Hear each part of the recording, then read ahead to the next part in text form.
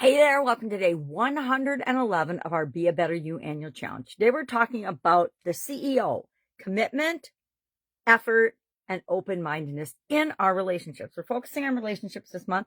I found my graphics, but I didn't pull them out of the bag. That I hid them on myself while I was traveling. But today let's talk about these three components and these three elements that we want to have in all of our relationships, right? Because if we are not putting effort into our relationships, we're not getting much out. Why? Because what we put into things is what we get out.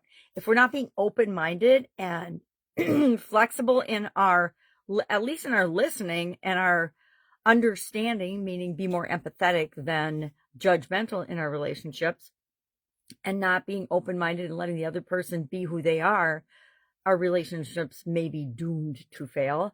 We also need to be committed to our relationships. What the heck does that even mean, committed to our relationships? Well, it means that we prioritize the bond between the entities involved, whether it's our significant other partner, our children, our social group of friends, our relatives, our parents, our siblings. We need to decide what level of commitment we have to each of the different relationships that we're involved in. I personally believe that we have unconditional love for our children. At least we ought to. And no matter what, we are there for them. Significant others or partners, they're a choice, and they can actually do things to break that bond, in my opinion. But you have to decide, what does that look like for you in your relationships? What's the level of commitment that you're willing to give?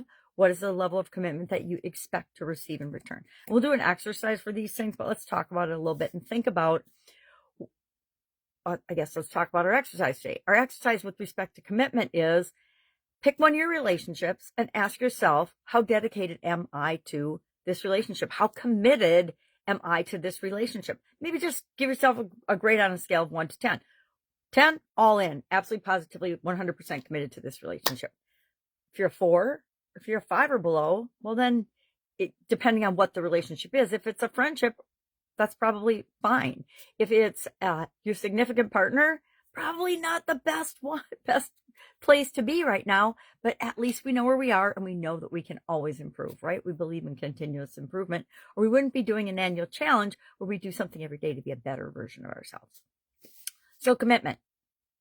How committed are you? How dedicated are you to the relationship? Number 2, let's talk about some effort today. So that was the C in our CEO. E is for effort. Effort is, to me, input. What am I putting into the relationship? Because what I put in is what I get out. We cannot expect to put in very little and get a whole lot out of anything. We don't invest a little bit of money and expect to get giant returns. We don't invest a little bit of time and energy studying for a test and expect to get A's all the time, right? What we put into things is what we get out. And this is especially true of our relationships. The effort and the energy and the value that we add to the relationship is what we'll get back out of it, if we're in a relationship with the right person. I like to add that because sometimes we put in tons of effort, but we're in the wrong relationship with the wrong person. And that's just the universe telling us, if we're not getting it reciprocated, this isn't the right person for you. This isn't the right relationship for you. It's not the right friend group. It's not the right, sometimes we think we're born into the wrong families. I do not feel that way, by the way. I absolutely adore my family. But the effort is the work or the energy or the inputs, what we put into our relationships. So today, I'm going to sneak ahead and look at our action item. For effort, think about one of your relationships. Identify anything, one thing, because we're doing one thing every day. Identify one thing that you can do today to put more into your relationship. Picking a relationship. Maybe it's a relationship with your kids. Maybe for me, it's relationship with my granddaughters is the one I usually work on, because they're the littlest miracles in the world, and I want to make sure that they get all the positive inputs and all the inputs and all they need to be awesome human beings, like their parents, right? So identify one thing that you can do today to input and put effort into one of your relationships. And then guess what? Go do it. Don't just identify it and then get busy in your life and not do it today. Identify it and do it. It can be something simple. It could be make your favorite meal for your significant other. It could be do a task for a friend. Do something, help your kids out with something that they need help out with. but make sure it's something that is important to them or of value to them, and that it is not something that maybe not something they would expect, so that they know that you actually put forth the effort to do something for them, right? In a subtle way, and do it without expecting anything in return. Guess what? A long time ago, I figured out that we give because it makes us feel good, but that's not why we give. We give because it's the right thing to do.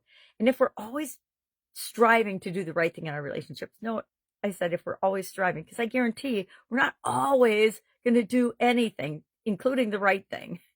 So if we strive every day to put value into our relationships, that will help them to grow and blossom and be the way we want them to be. And again, make sure you're putting the connection, the commitment, and the effort into relationships that make you feel good. Because if it doesn't make you feel good, it's not the relationship for you. It's not the right relationship for you. It's not the right relationship for you right now anyway. And so that means we can either leave the relationship or we can change the relationship based only on what we can do. Because guess what? We can only ever control ourselves. Third topic for today, our O in our CEO, is open-mindedness. We talk about open-mindedness a lot in communication. We'll talk about it in other areas. The truth is, as human beings, we all think differently, right? We think some things are very common to all humans.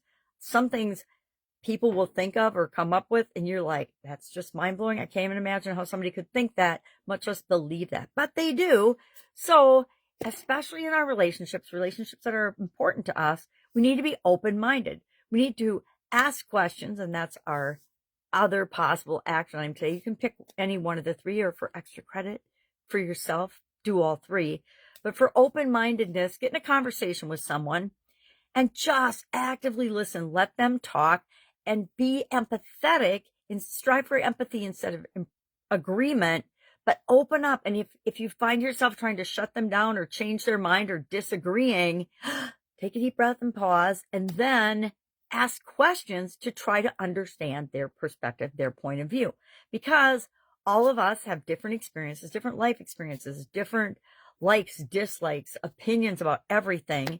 And that's okay. You get to have yours. I get to have mine. And everybody else on the planet gets to have theirs. And we don't have to agree on them.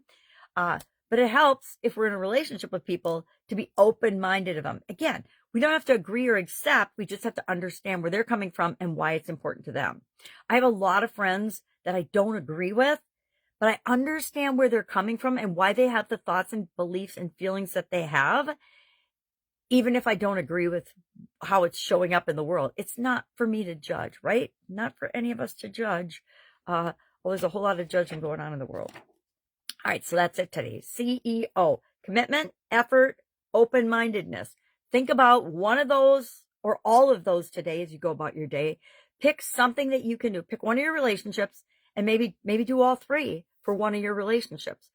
Maybe, again, it can be any relationship. Maybe if you're a student, it's relationship with your teacher.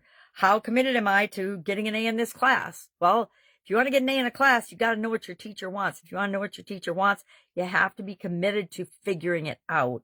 And that's part of the relationship between teacher and student, right? Effort. How much effort are you going to put into that class to get the grade that you want?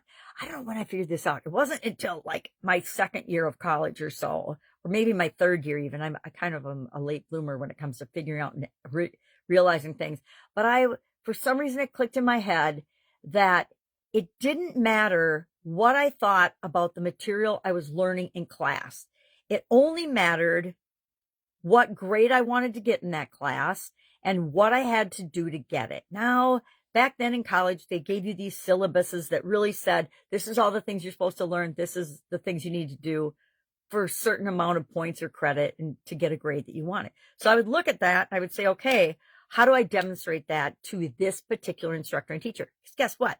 All of our teachers and all of our instructors and all of our TAs, teacher assistants, were different, right? And their expectations were different than what I maybe thought I should have to do for that grade. And so I needed to put myself in their shoes and figure out, well, what do I need to do to get an A in this class? And once I figured that out, guess what? I got straight A's for the rest of college. Coming from a small town into a big city college, or big city campus, I was like a fish out of water, and I floundered a little bit when I first went to college, as many of us coming from small towns do. And you know what? High school was super easy for me, and I knew how to get A's from my teachers in high school, but college was a whole different ballgame. It was a whole different ballgame. And that's one of the things I needed to figure out. I have to give the person the thing that they need the way they need it, so they get what they want, so that I can get what I want. I guess that sums it all up. All right, that's it. That's our topics for today. If I can help you in any way with them, please ask. Otherwise, go out, make it an awesome day, and I'll, of course, be with you tomorrow.